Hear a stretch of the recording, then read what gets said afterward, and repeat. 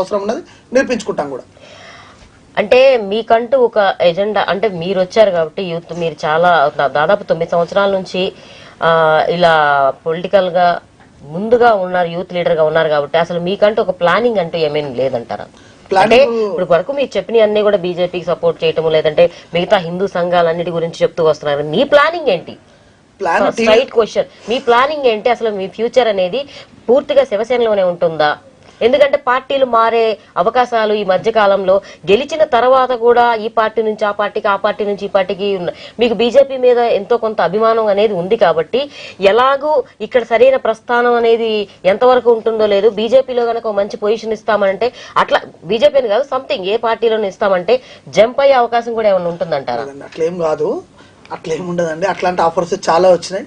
ఇప్పుడు ఒక గల్లీ స్థాయి లీడర్కే చాలా అవకాశాలు ఉన్నాయి, మీరు అన్నట్టుగా తప్పని చెప్పడానికి లేదు.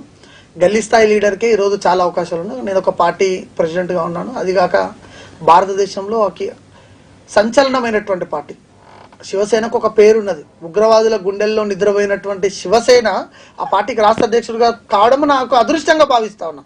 బాల్ ఠాకరే గారు పెట్టినటువంటి పార్టీకి రాష్ట్ర అధ్యక్షుడిగా నేను పనిచేస్తా ఉన్నా. ఇది నాకు పార్టీ ఇచ్చినటువంటి గొప్ప అవకాశం. నా దగ్గర కోట్ల ఆస్తి లేదు, నా దగ్గర నేను ఒక యువకునండి, నేను చదువుకున్నటువంటి యువకుని. నాకు 30 ఏళ్ళు కూడా లేవు రాష్ట్ర అధ్యక్షుడు పదవి చేపట్టినప్పుడు. నన్ను గుర్తించుకొని వాళ్ళ ఇంటికి పిలిపించుకొని, ఒక ముఖ్యమంత్రి స్థాయి ఉన్నటువంటి వ్యక్తి, ఒక సంచలనమైనటువంటి వ్యక్తి నన్ను పిలిపించుకొని దగ్గర తీసుకొని మీరు పనిచేయండి అని చెప్పి వాళ్ళు నాకు అంత పెద్ద అవకాశం ఇస్తే, నాకు ఇంతకు మించినటువంటి అవకాశం ఇంకేముంటుంది? 100% నేను వదిలిపెట్టడానికి సిద్ధంగా లేను. శివసేన పార్టీలో 9 ఏళ్ళుగా నేను పనిచేస్తున్నా అంటేనే నా కమిట్మెంట్ ఏందో మీరు అర్థం చేసుకోవాల్సినటువంటి పరిస్థితి ఉన్నది. కార్యకర్తలకు తెలుసు, నా ఎమ్మడి తిరిగే కార్యకర్తలకు తెలుసు, నేను పనిచేసినటువంటి ప్రాంతాల్లో తెలుసు. శివాజీ కమిట్మెంట్ అంటే కమిట్మెంట్. నేను నెలకొక పార్టీ మార్చేటోని కాదు, నేను నాకు ఇన్ని ఓట్లు ఉన్నాయని చెప్పేసి వాని దగ్గరకు పోయి నేను డీలింగ్ చేసుకునే వ్యక్తిని కాదు. నేను దేశం కోసం, ధర్మం కోసమే పనిచేస్తా. నచ్చినా నచ్చకపోయినా, నేను నాకు ఉపయోగం ఉన్నా ఉపయోగం లేకపోయినా, నేను నష్టపోయినా, నేను అంతమైనా, నేను రేపు చనిపోయినా, దేశం కోసం ధర్మం కోసం పనిచేయడమే శివాజీ లక్ష్యం. మాకు 4 అన్నదమ్ములు ఉంటామండి. మేము 4గురిలో దేశం కోసం ధర్మం కోసం పనిచేయాలని నేను బయటకు వచ్చేసిన. ఇప్పుడు కాదు, నేను 15 ఏళ్ళ వయసులోనే బయటకు వచ్చేసిన. నేను తెలంగాణ ఉద్యమంలో లాఠీల దెబ్బలు తిన్నా, నేను ఎన్నోసార్లు అరెస్ట్ అయినా, ఎన్నో అవమానాలు భరించిన, నేను అనేక రకమైనటువంటి అవమానాలు భరించిన. ఒక యువకుడు రాజకీయాలకు రావాలంటే మామూలు విషయం కాదండి. ఒక యువకుడు రాజకీయాల్లోకి వచ్చి నిలబడాలి, అది కూడా డబ్బు లేకుండా, అది కూడా క్యాస్ట్. తెలంగాణ రాష్ట్రంలో పెద్ద దళితరం క్యాస్ట్.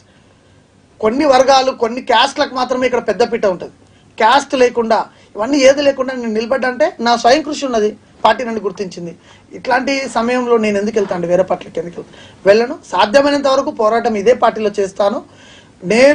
నేను మాటిస్తున్నా, మీ ఛానల్ ద్వారా మాటిస్తున్నా, ఎప్పుడు కూడా ఇంతవరకు చెప్పలేదు. 100% నేను చెప్తున్నా, నా ప్రాణం పోయేంత వరకు 100% కాషాయ జెండాలోనే నేను పనిచేస్తానని చెప్పేసి కూడా మీ ఛానల్ ద్వారా నేను ఈరోజు తెలియజేస్తాను.